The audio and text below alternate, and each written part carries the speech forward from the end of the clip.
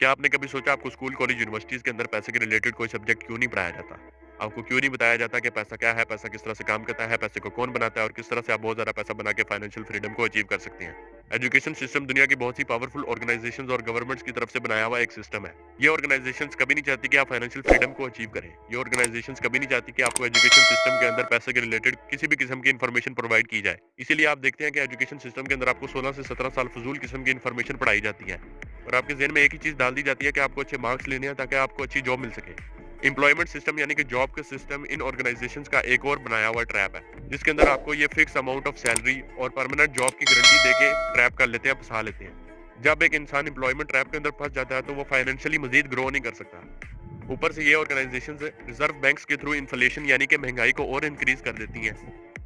ताकि अगर एक इंसान अपनी जॉब से 50,000 रुपया मंथली बना रहा है तो उसका 50 का 50,000 उसके घरेलू अखराजात में खर्च हो जाए और at the end of the day उसके पास इन्वेस्टमेंट के लिए 1 रुपया भी ना बचे